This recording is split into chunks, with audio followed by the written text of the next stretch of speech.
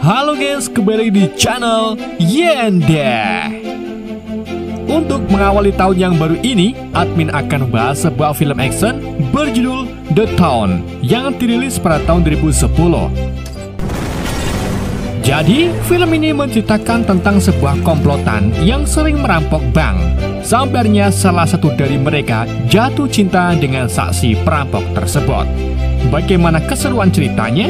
Yuk mari kita simak alur ceritanya.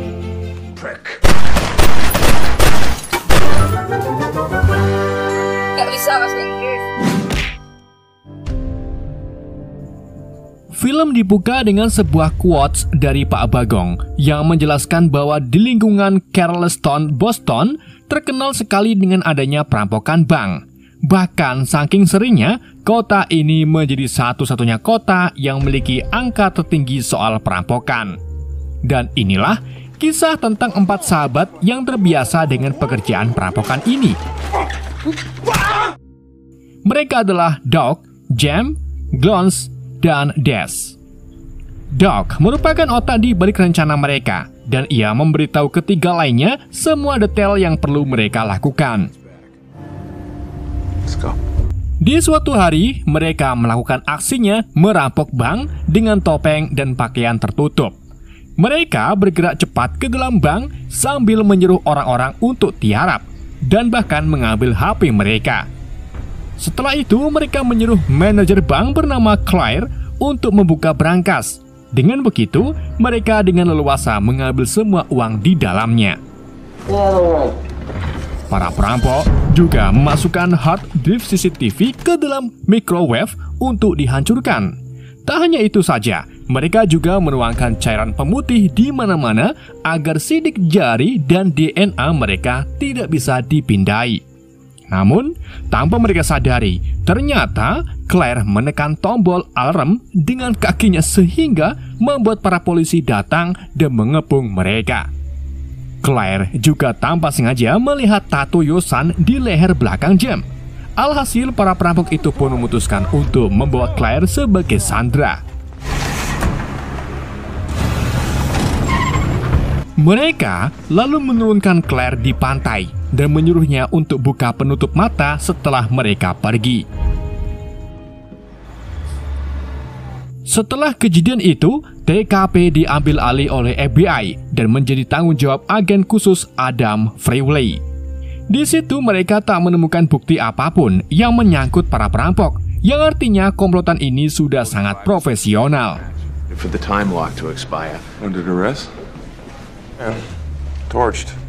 Di keesokan harinya, Freeway menginterogasi Claire dan memberitahu sedikit yang ia tahu tanpa mengungkapkan detail seperti tato di leher perampok, karena komplotan itu mengancam akan membunuhnya jika Claire memberikan informasi kepada FBI.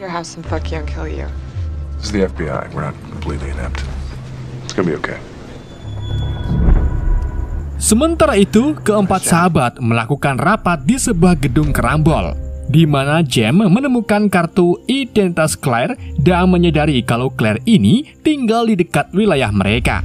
Jem pun berencana untuk mengikuti Claire, namun Doc langsung mengambil alih tugas ini karena Jem terlalu kejam dan takut akan berakhir kekerasan.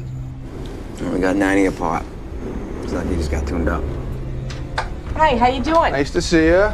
Good to see you.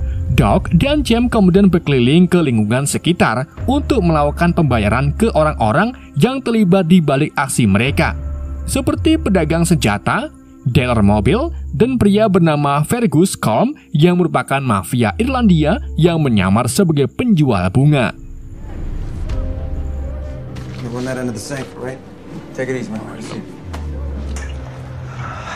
Di malam harinya, para bujang ini kemudian menghabiskan uangnya untuk foya-foya di klub. Doc juga kembali didekati oleh adik Jem yang bernama Chris. Meskipun Doc mencoba menghindarinya, tetapi Chris terlihat masih kesemsem dengan ketampanan Doc. Do I look like I got in a fight? You didn't say nothing to her first. The Jamaican started. Tanya was with us. Oh, do you miss it? Di keesokan paginya, Doc kemudian mulai mengikuti Claire sampai ke tempat laundry. Di saat itulah, Claire menangis saat melihat noda di baju kerahnya. Doc pun mengambil kesempatan itu untuk mendekati Claire. Ia berpura-pura menenangkan Claire dan mengajaknya untuk beli ale-ale. Keduanya kemudian mulai mendongeng. Bahkan Doc juga mengaku-ngaku kerja sebagai kuli dan ayahnya tinggal di pinggiran kota. Padahal ayahnya ini sudah dipenjara.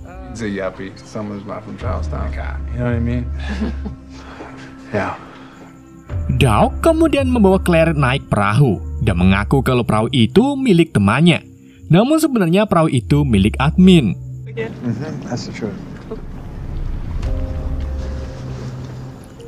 Di hari berikutnya lagi, Frelay mendapatkan petunjuk kalau para pencuri ini pintar dalam mengolah kotak sistem listrik di bank. Dan orang yang tahu tentang hal ini biasanya kerja di tempat seperti Vericom. Mengetahui hal itu, Frelay pun mulai mencari informasi tentang profil karyawan Vericom. Frelay juga menemui Claire untuk menginterogasi beberapa pertanyaan. Federal prison. The Lionized Square Mile. There she is. Singkat cerita, seiring berjalannya waktu, Claire dan Doc semakin dekat. Claire mengaku kalau ia bekerja sama dengan FBI dan membantu memberi informasi yang ia tahu. Claire kemudian cerita kalau ia sempat melihat tato pelaku perampokan, tapi sampai saat ini belum beritahu FBI karena takut akan ancaman dari si pelaku. Mengetahui hal itu, Doc pun menyarankan agar saat ini Claire merahasiakannya terlebih dahulu dan akan membeberkannya saat waktunya sudah tiba. Doc lalu mulai bercerita tentang ibunya yang sudah pergi sejak ia masih berusia 6 tahun dan saat ini ia mencoba untuk mencarinya. Selain itu, Claire juga cerita kalau ia pernah dilempari botol kaca saat berangkat kerja oleh preman setempat.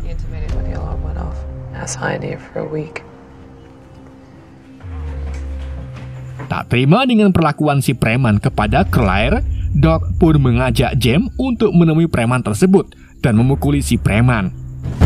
Who is it?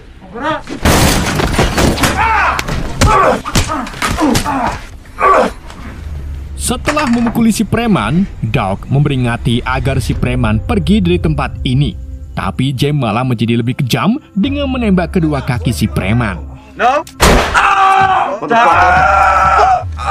See my face, right? But just remember. Di sisi lain, Frelay menemukan file milik Des saat bekerja di Vericom, di mana Des ambil libur di tanggal yang sama saat terjadinya perampokan bank. Dari sinilah Frelay mulai mengikuti Des dan menemukan ia sedang melakukan acara barbecue bersama komplotannya. Frelay pun menyuruh agennya untuk terus mengawasi pergerakan mereka dan mengambil fotonya. I didn't like the kid. So that is not. This guy, Coughlin's best friend. Same song, got an oxy. Idiots converts to Islam. All right. Di hari berikutnya, Claire dan Doc kemudian makan siang bersama. Saat Claire pergi ke toilet, Jem tiba-tiba muncul dan duduk bersama Doc yang mulai panas dingin karena takut ketahuan Claire. Di waktu yang sama, Claire balik lagi ke meja yang tentunya membuat Jem terkejut. Doc lalu sebisa mungkin membuat Jem pergi sambil menutupi tato di leher belakang Jem. So I guess I kind of stuck. It's crazy. All right, brother. You good? I'll see you home.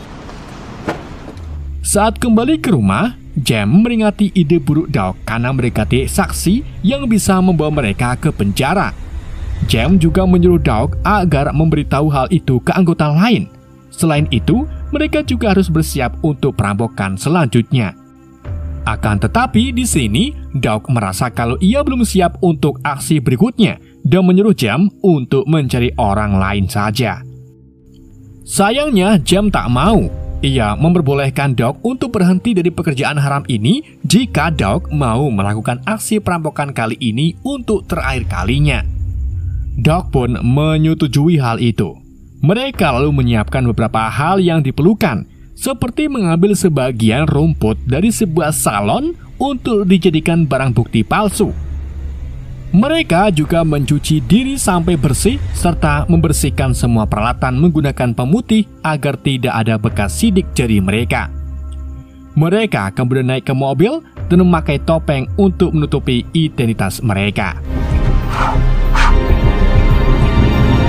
Setelah itu, mereka lanjut mengikuti truk lapis baja yang membawa uang bank dan langsung merampoknya.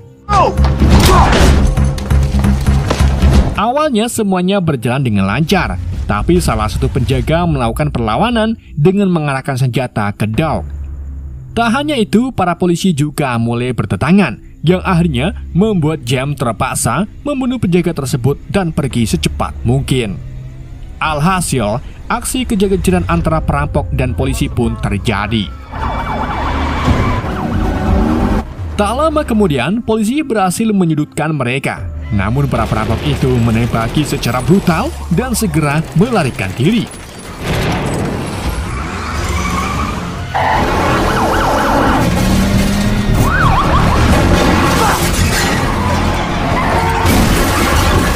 Mereka lalu berhasil kabur dari kejaran polisi dan mengganti kendaraan mereka yang disiapkan oleh Des.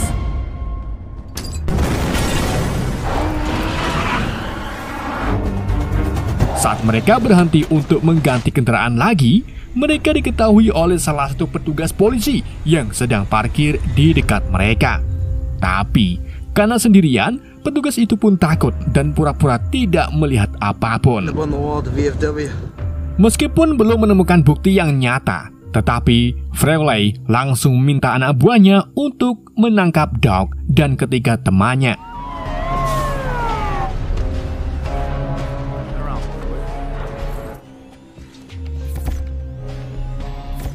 Mereka kemudian diinterogasi dan disuruh membaca kalimat yang pernah diucapkan perampok pada korbannya. Namun meskipun begitu, hasil penyelidikan sama sekali tidak sesuai.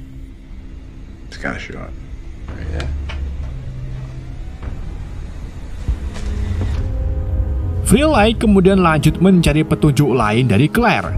Tapi saat ia menghubungi tempat kerja Claire, mereka mengungkapkan kalau Claire sudah berhenti bekerja. Hal itu pun membuat Frehley mulai curiga dan menyuruh anak buahnya untuk menyadap telepon Claire. Dari situlah mereka tahu kalau Claire ada hubungan dekat dengan Doug selama ini. Di tempat lain, Doug menemui Claire sambil memberikan kalung berlian. Setelah mereka bertemu, Claire dikunjungi Frehley yang melihat kalung berlian tersebut. Frehley lalu menunjukkan profil Doug dan mengatakan apa yang sebenarnya terjadi. You do need a lawyer for the FBI.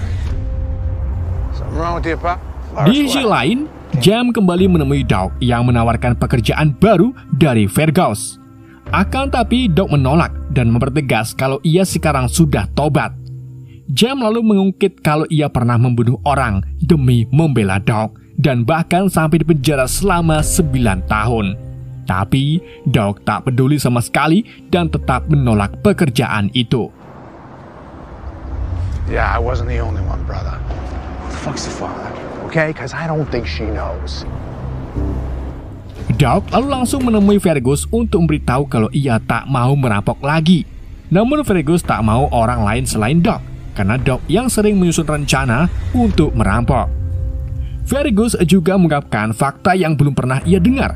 Ternyata selama ini ibunya tidak pergi meninggalkan Doug, melainkan meninggal akibat diajak Fergus mengonsumsi narkoba sampai overdosis hingga akhirnya meninggal. Dan jika Doug tak mau menerima pekerjaan kali ini, Fergus mengancam akan membunuh Claire dengan cara yang sama seperti saat ia membuat ibu Doug overdosis. She ain't in it. Claire. Mengetahui hal itu, Doug pun langsung pergi menemui Claire. Tapi Claire mengusirnya karena sekarang ia tahu siapa Doug sebenarnya. What's going on here, Claire? You gotta fucking hell! Get out! Never. Karena Claire sudah tak mau menemui Doug, jadi Doug mulai mengawasi apartemen Claire. Sampai akhirnya ia melihat anak buah Fergus menggantungkan kerangan bunga pemakaman di pintu Claire.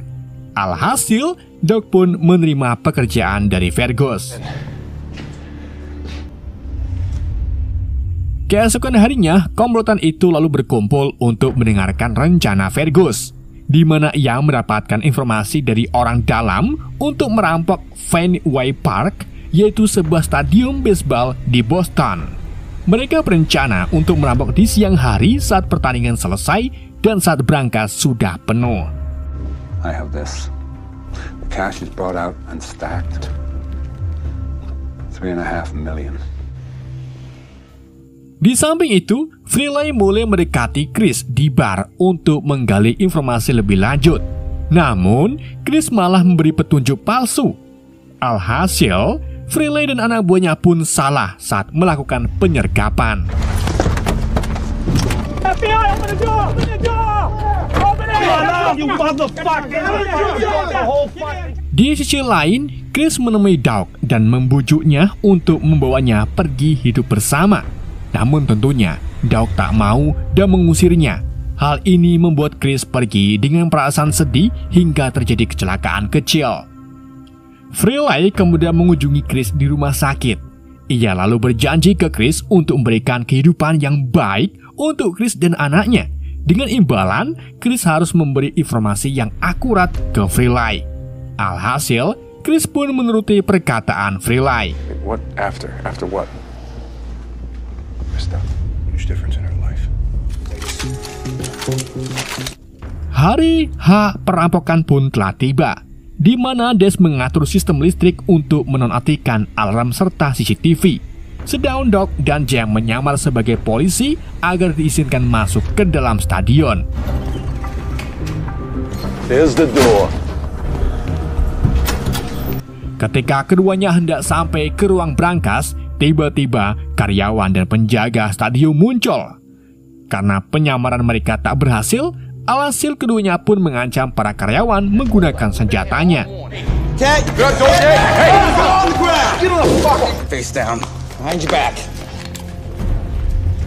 Setelah itu, Doug dan Jam pergi ke ruang kas sambil mengancam keluarga karyawan di dalam untuk membukakan pintu.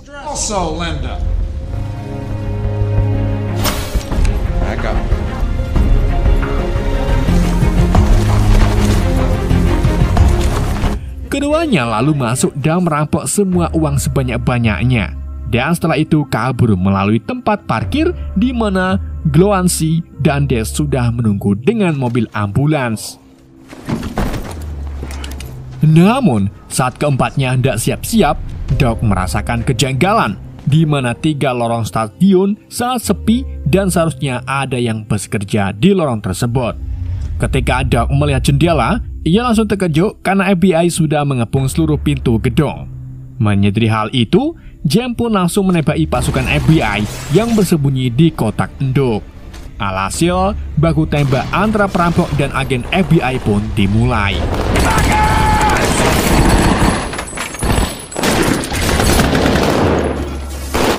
Dalam pertembakan tersebut, Gloancy tertembak. Tetapi Goans masih bisa bertahan karena memakai rompi anti peluru. Des kemudian lari untuk membuka pintu sedangkan Doug menembaki truk milik salah satu agen sehingga truk itu melaju keluar tanpa kendali.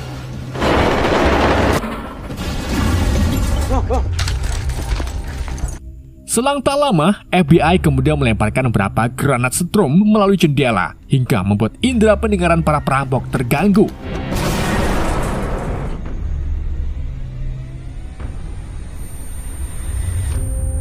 FBI lalu lanjut masuk ke dalam dan menembak Des sampai meninggal.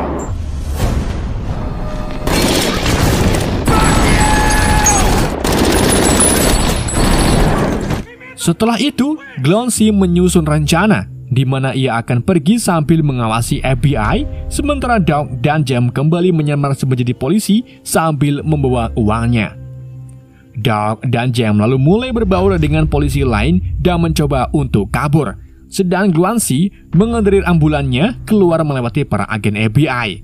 Namun para agen langsung menembaki Gloancy hingga ia meninggal, sehingga ambulan yang dikendarinya menabrak sebuah truk besar. Tak lama kemudian, FBI menerima informasi dari karyawan stadion kalau pelaku perampokan ada yang menggunakan seragam polisi. Jadi, Frehley pun segera mencari polisi yang mencurigakan itu. Dan di saat itulah, ia melihat jam berjalan sambil membawa tas besar. Tapi, saat Frehley mengikutinya, jam langsung menembaki Frehley. Namun sayangnya, hari ini bukan hari keberuntungan Jam.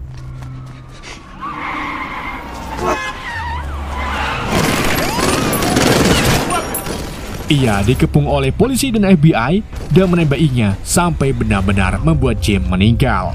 Coughlin! I surrender! Di samping itu, Doc melihat kejadian itu dan mengambil kesempatan ini untuk kabur.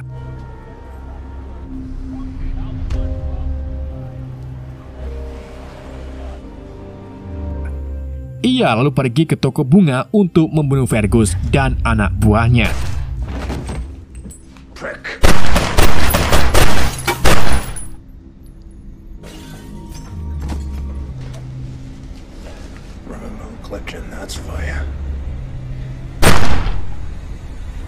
Doc lalu pergi membawa sejumlah uang yang ia sembunyikan dan kemudian menelpon Claire.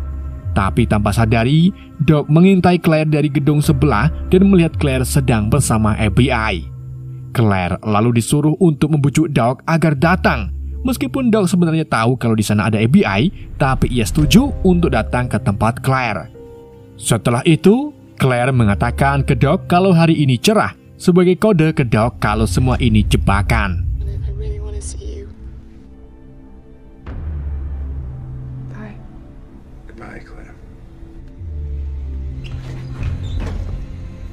Doc kemudian menyembunyikan sejumlah uang di kebun Claire. Sebelum harinya, ia meninggalkan kota menggunakan kereta. Tak lama kemudian, Frehley mulai sadar dan curiga dengan kalimat hari ini cerah yang diucapkan oleh Claire ke Doc. Sampai akhirnya, ia paham kalau itu kode peringatan agar Doc tak datang. Alhasil, Frehley pun kehilangan Doc yang kini sudah kabur keluar kota. Beberapa hari kemudian, Claire menemukan uang yang disembunyikan oleh Doc di kebunnya, di mana di dalam tasnya ada pesan kalau suatu hari mereka mungkin bisa bertemu lagi. Claire lalu memutuskan menggunakan uang itu untuk disumbangkan sebagai renovasi arena kerambol es, tempat di mana Doc pernah bermain untuk mengenang ibunya. Film pun berakhir. Oke guys, itulah alur cerita film The Town. Semoga kalian terhibur dengan alur cerita yang saya bawakan. Mohon maaf jika ada kesalahan dalam penyampaiannya ataupun penyebutan nama. Pesan yang tidak bisa kita ambil dari film ini, jadikanlah tahun lalu sebagai pelajaran dan tahun ini sebagai jalan mewujudkan impian. Semangat bekerja, cari uang untuk keluarga. Sekian dari Yende, sampai jumpa di video berikutnya.